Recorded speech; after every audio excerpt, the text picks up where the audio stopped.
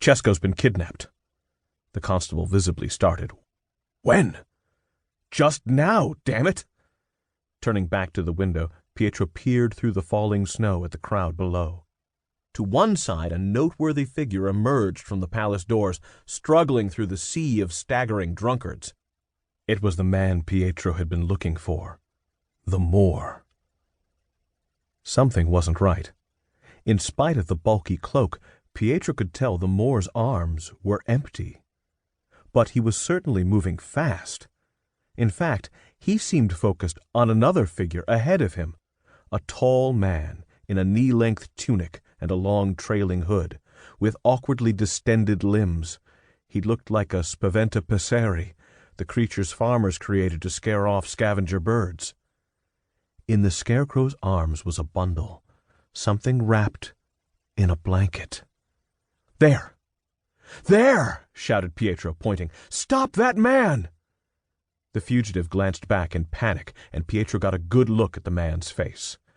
Beneath the short beard, it was grotesque, with long, sallow cheeks under the shadows of the hood, conjuring up Pietro's every childhood nightmare. "There he goes! That's the man!"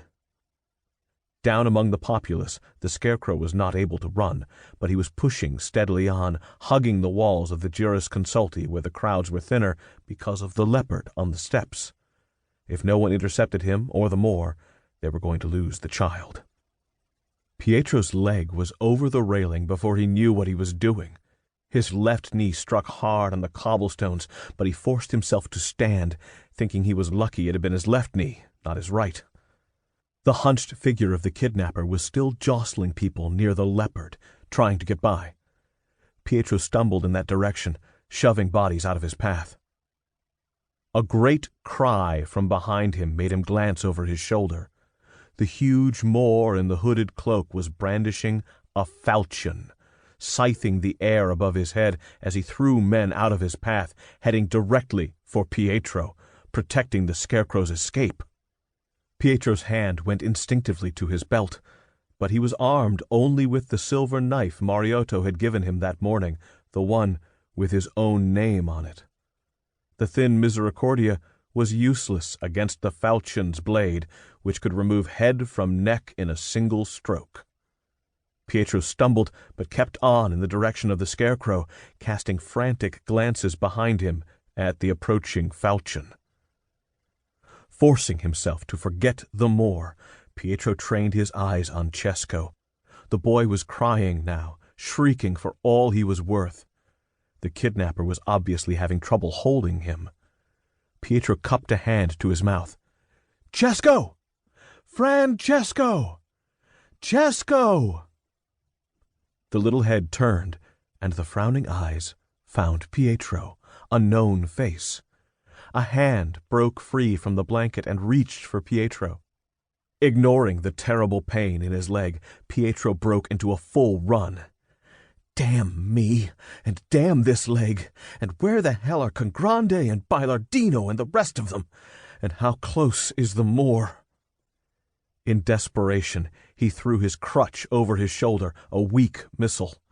Maybe it would trip the Moor up. Now all Pietro had was the silver dagger. Suddenly, an idea struck him. He held the weapon up high. "Cesco! Look!" Cesco saw the dagger glinting in the torchlight and started to struggle, pulling both hands free and straining for the pretty weapon. The grotesque kidnapper cried, "God bless it, child! Be still, in the name of God!" The spaventa passeri shook Cesco, who cried out and grabbed onto a thin chain around the scarecrow's neck. Mere feet away, Pietro saw the villain cast about in desperation. Pietro drew a shallow breath and called, "Give it up, man! It's over!" "The devil it is!" The scarecrow whirled around. There was a knife in his hand, resting on the back of Cesco's neck. Pietro checked his run. "Don't!" A fierce growl cut him off. Nearby, the leopard was straining its leash. The scarecrow glanced at the animal, and Pietro saw the thought forming. A smile curled the edge of the fiend's mouth. "No, he can't."